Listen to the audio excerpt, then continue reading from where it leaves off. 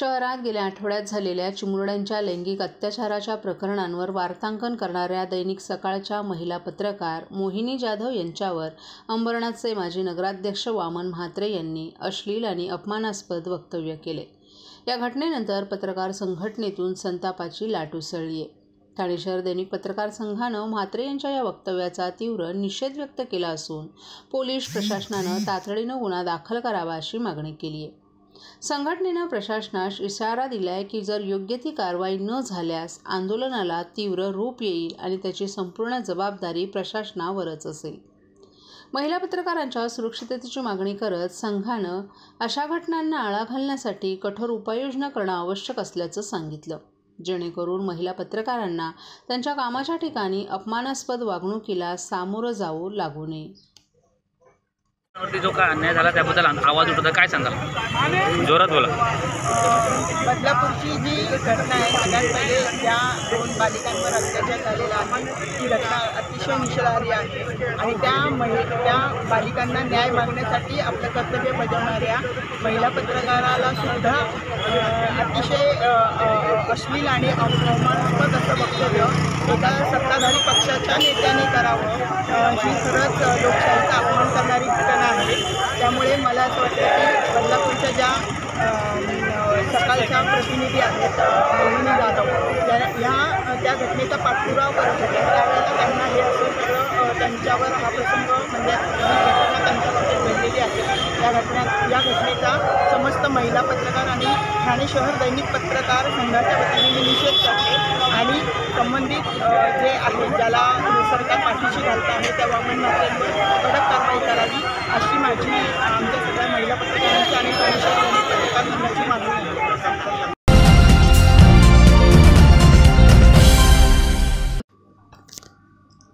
भारताच्या सर्वोच्च न्यायालयानं अनुसूचित जाती जमाती आरक्षण उपवर्गीकरणाच्या आणि क्रिमिलेअर संदर्भात 1 ऑगस्ट 2024 रोजी दिलेला निर्णय हा असंविधानिक आणि सामाजिक फूट पाडणारा असा आहे।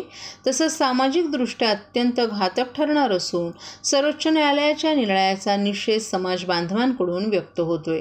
सर्वोच्च न्यायालयाद्वारे घेतल्या गेलेल्या मागासवर्गीय विरोधी निर्णयामुळे सामाजिक स्तरावर चिंता व्यक्त करण्यात येत असून समाजात प्रचंड असा रोष व्यक्त केला जात आहे। तेव्हा या घातक निर्णयासंदर्भात योग्य तोडगा काढण्यासाठी संसदीय विशेष अधिवेशन बोलावून अनुसूचित जाती जमाती आरक्षण उपयोगी करण्याचा निर्णय तात्काळ रद्द करण्यात यावा या मागणीसाठी RPI आठवले गट, बसपा तसंच आदिवासी समाज बांधवांनी एकत्र येऊन ठाणे जिल्हाधिकारी कार्यालयाबाहेर जोरदार निदर्शनं करीत सर्वोच्च न्यायालयाच्या निर्णयाचा निषेध व्यक्त केला। तर RPIच्या आठवले गटानं कोटनाका येथील डॉ. बाबासाहेब आंबेडकर यांच्या पुतळ्याजवळ काही वेळ रास्ता रोको आंदोलन केलं।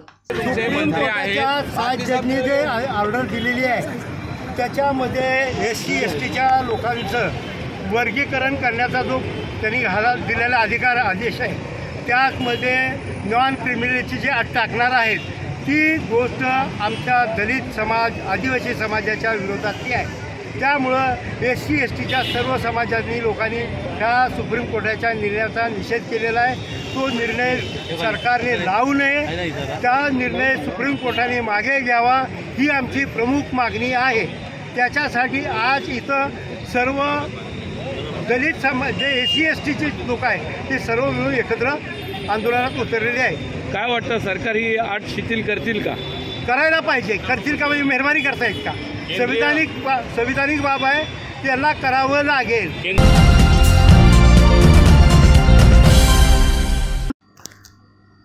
रोजच्या धकाधकीच्या आयुष्यात छायाचित्रकार त्यांच्या दैनंदिन कामांबरोबरच आजूबाजूला घडणाऱ्या घटना आपल्या छायाचित्रात टिपण्याचा प्रयत्न करीत असतात।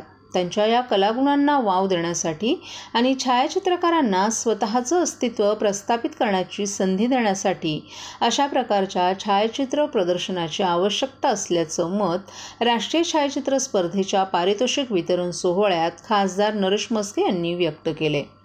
19 ऑगस्ट या जागतिक छायाचित्र दिनानिमित्त ठाणे महानगरपालिका आणि ठाणे दैनिक पत्रकार संघ यांच्या संयुक्त विद्यमानं 17 ते 20 ऑगस्ट या कालावधीत हिंदू हृदय सम्राट शिवसेना प्रमुख बाळासाहेब ठाकरे स्मारक येथे राष्ट्रीय छायाचित्र स्पर्धा आणि प्रदर्शन आयोजित करण्यात आलं होतं। या राष्ट्रीय छायाचित्र स्पर्धा आणि प्रदर्शनाचा पारितोषिक वितरण सोहळा आज पार पडला। या सोहळ्यास खासदार नरेश म्हस्के, आमदार संजय केळकर, अतिरिक्त आयुक्त संदीप माळवी, अतिरिक्त आयुक्त प्रशांत रोडे, उपायुक्त मीनल पालांडे, पद्मश्री सुधाकर ओलवे, अभिनेत्री काजल काटे, ठाणे दैनिक पत्रकार संघाचे अध्यक्ष आनंद कांबळे, कार्याध्यक्ष विकास काटे, उपाध्यक्ष दीपक शेलार तसंच सेक्रेटरी निलेश पानमंत, खजिन विभव बिरवटकर, सदस्य प्रफुल्ल गांगुर्डे, अमर राजभर, अनुपमा गुंडे, अशोक गुप्ता, पंकज रोडेकर, सचिन देशमाने आदी पदाधिकारी तसंच ज्येष्ठ छायाचित्रकार पलाश उपस्थित होते। नागरी कामांबरोबरच सामाजिक, सांस्कृतिक, कला आणि क्रीडा अशा विविध कार्यक्रमांना पाठिंबा देणारी ठाणे ही एकमेव महापालिका असल्याचं खासदार नरेश म्हस्के यांनी नमूद करीत या स्पर्धेतील विजेत्या छायाचित्रकारांचं कौतुक केलं। छायाचित्र ही कला आहे। या कलेत छायाचित्रकारांनी सातत्य ठेवणं आवश्यक असल्याचं सांगत आमदार संजय केळकर यांनी सर्व छायाचित्रकारांचं कौतुक केलं। फोटोग्राफीच्या पलीकडचं जग या छायाचित्र प्रदर्शनात अनुभवायला मिळालं। महापालिकेच्या माध्यमातून हे प्रदर्शन भरवण्याची संधी महापालिकेला मिळाली। यापुढे महापालिका या प्रदर्शनाच्या पाठीशी राहील असं अतिरिक्त आयुक्त संदीप माळवी यांनी प्रास्ताविक भाषणात नमूद केले। ठाणे शहर दैनिक पत्रकार संघाचे अध्यक्ष आनंद कांबळे यांनी मनोगतात ठाणे महापालिकेनं सहकार्य केल्याबद्दल पालिका आयुक्त सौरभ राव यांचे आभार व्यक्त केले। या स्पर्धेसाठी देशभरातून छायाचित्रकारांचा उत्स्फूर्त प्रतिसाद मिळाला असल्याचंही नमूद केलं। राष्ट्रीय स्तरावरील स्पर्धेसाठी वाईल्ड लाईफ या विषयात प्रथम पारितोषिक हिरा पंजाबी, द्वितीय संदीप यादव, तृतीय लाझरस पॉल यांनी तर उत्तेजनार्थ पारितोषिक हिरा पंजाबी आणि बिजू बोरा यांना प्राप्त झाले। परफॉर्मिंग आर्ट या विषयामध्ये प्रथम पारितोषिक गणेश नामदेव मेमाने, द्वितीय मनोज गोविंद मुसळे, तृतीय संजय बापटे यांनी पटकावला असून उत्तेजनार्थ क्रमांक शंतनू बोसे, अरुल डॅनम, होरिझन यांना मिळालं। फेस्टिवल या विषयामध्ये प्रथम राकेश रसाळ, द्वितीय शरद पाटील, तृतीय आकाश येवगे यांनी पारितोषिक पटकावलं असून उत्तेजनार्थ पारितोषिक श्रवण तांडलिया आणि शंतनू दास यांनी पटकावलं। राष्ट्रीय स्तरावरील स्पर्धेतील तिन्ही विषयांसाठी प्रथम क्रमांकाचं प्रत्येकी 50,000, द्वितीय क्रमांकासाठी प्रत्येकी 25,000 तर तृतीय क्रमांकासाठी प्रत्येकी 15,000 आणि चौथा आणि पाचवं पारितोषिक प्रत्येकी 3,000 रुपये देण्यात आले। तसंच महाविद्यालयीन तरुण तरुणींसाठी रिफ्लेक्शन हा विषयही ठेवण्यात आला होता। मोबाईलच्या माध्यमातून ही छायाचित्र पाठवण्यात आली होती। यामध्ये प्रथम पारितोषिक महेश आंबरे, द्वितीय सई चास्कर, तृतीय शिवाजी धुते यांनी पटकावलं असून उत्तेजनार्थ पारितोषिक कौशिक आणि पियुष पाष्टे यांनी पटकावले। या स्पर्धेतील विजेत्यांना रोख पारितोषिकासह सन्मानचिन्ह आणि प्रशस्तीपत्रकही देण्यात आले। तसंच सहभागी सर्व छायाचित्रकारांना सहभाग प्रमाणपत्रही देण्यात आलं।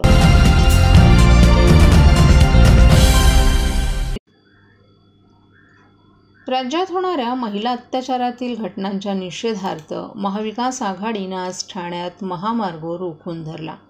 यावेळी पोलिसांनी बळाचा वापर केल्यानं कार्यकर्ते आणि पोलीस यांच्यात चांगलीच बाचाबाची झाली। विशेष म्हणजे पोलिसांनी आंदोलकांना ताब्यात घेतल्यानंतर आंदोलक चालतच पोलीस ठाण्यात गेल्यानं शहरात चांगलीच वाहतुकीची कोंडी झाली होती। बदलापूर येथे 2 लहान मुलींवर झालेल्या अत्याचाराच्या निषेधार्थ महाविकास आघाडीनं ठाण्यात आंदोलन केलं। शिवसेनेचे नेते माजी खासदार राजन विचारे आणि राष्ट्रवादी काँग्रेसचे शहराध्यक्ष सुहास देसाई यांच्या नेतृत्वाखाली हे आंदोलन करण्यात आलं। काल सायंकाळी 6 वाजण्याच्या सुमारास आंदोलकांनी ठाण्याच्या 3 हात नाका येथे रास्ता रोकोला सुरुवात केली। मात्र आंदोलनाची माहिती मिळाल्यानं पूर्वतयारी म्हणून नौपाडा, ठाणेनगर, वागळे स्टेट आदी पोलीस ठाण्यातून फौजफाटा तैनात करण्यात आला होता। मुख्य रस्त्यावर जाण्यापूर्वीच पोलिसांनी आंदोलकांना अडवल्यानं राजन विचारे आणि पोलीस उपायुक्त बुरसे यांच्यात चांगलीच खडाजंगी झाली। बदलापूर येथे 2 चिमुरड्यांवर झालेल्या अत्याचाराचा निषेध करण्यासाठी ठाण्यातील शिवसेना, उद्धव बाळासाहेब ठाकरे आणि महाविकास आघाडीचे पदाधिकारी आक्रमक होऊन 3 हात नाका येथे आंदोलन केलं। यावेळी संपर्क प्रमुख नरेश मणेरा, जिल्हा प्रमुख केदार दिघे, विभाग प्रमुख प्रदीप पुर्णेकर, प्रकाश पायरे, वसंत गवाळे, तुषार रसाळ, रितेश देशमुख, राजेश वायाळ, राज वर्मा, चंद्रकांत विधाते, सचिन चव्हाण, निखिल पितळे, अमोल हिंगे, राकेश राठोड, पप्पू आठवाल, सचिन कर्डिले, महेंद्र पवार, महिला जिल्हा संघटक रेखा खोपकर, माजी नगरसेविका नंदिनी विचारे, ॲडव्होकेट आकांक्षा राणे, ज्योती कोळी, प्रमिला भांगे, विद्या कदम आदी महिला पदाधिकारी देखील या आंदोलनात सहभागी झाल्या होत्या. त्या ठिकाणी तिला उडून तिला ठार मारण्यात आली. त्याचबरोबर तुम्ही बघितलं असेल 7 जुलैला अक्षता म्हात्रे त्या ठिकाणी शिळपाड्याला जी घटना झाली, त्यानंतर 27 जुलैला उरणमध्ये यशस्वी शिंदे नावाच्या मुलीवरती तुकडे करून तिच्यावरती अत्याचार केला आणि तिचा खून केला. त्यानंतर 14 ऑगस्ट जी कालची घटना जी झाली, 12 तारखेला पहिली घटना झाली, आदर्श विद्यालय म्हणून बदलापूरचं आहे. त्यानंतर 13 तारखेला दुसऱ्या दिवशी पण झालं. म्हणजे जर 12 तारखेला जर कारवाई केली असती तर ती एक मुलगी त्यातली या अत्याचारापासून वाचली असती.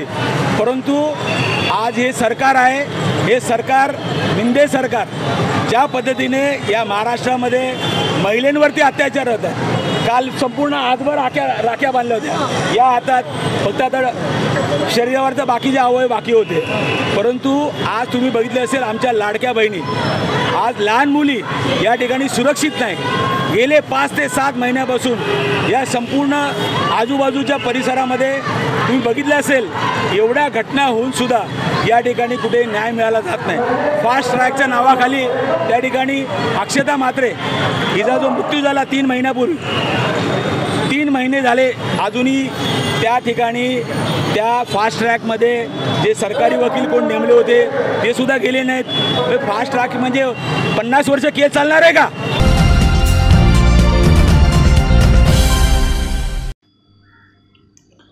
लोकसभा निवडणुकीनंतर आता विधानसभेसाठी सर्वच पक्षांनी कंबर कसली असून यातच राष्ट्रीय मराठा पार्टी देखील आता निवडणुकीच्या रिंगणात उतरली आहे. राष्ट्रीय मराठा पार्टी सर्व जाती धर्म समावेशक पक्ष तिसरी आघाडी स्थापन करून तिसऱ्या आघाडीचे अध्यक्ष अंकुशराव पाटील यांच्या अध्यक्षतेखाली ठाण्यात एका बैठकीचं आयोजन करण्यात आलं होतं. आगामी विधानसभा निवडणुकांच्या पार्श्वभूमीवर महाराष्ट्रात सर्वच ठिकाणी उमेदवार देणार असल्याचं पक्षाकडून सांगण्यात आलं. शेतकरी, बेरोजगार, महागाई, मराठा आरक्षण, ओबीसी आरक्षण अशा विविध विषयांबाबत निवडणुकींचा अजेंडा असणार असल्याची माहिती यावेळी राष्ट्रीय मराठा पार्टीचे अध्यक्ष अंकुशराव पाटील यांनी दिली आहे.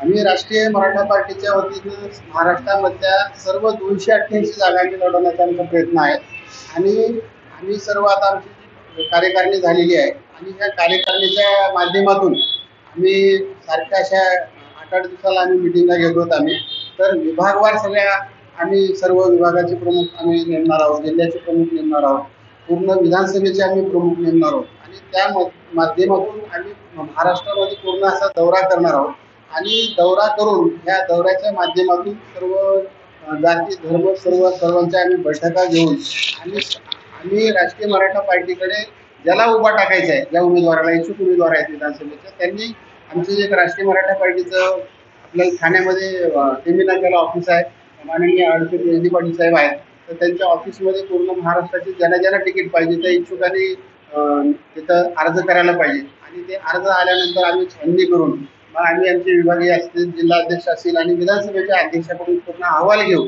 आणि सक्षम अशा पद्धतीचे उमेदवार आम्ही देण्याचा प्रयत्न करू, म्हणजे जेणेकरून मेरिटमध्ये तो निवडून आला पाहिजे अशा पद्धतीनं. आणि आम्ही सगळे जे काही निवड करायचे ते आम्ही सगळी कमिटी आहे त्या कमिटीच्या वतीनं आम्ही सगळं समावेशक असा आम्ही निर्णय. राष्ट्रीय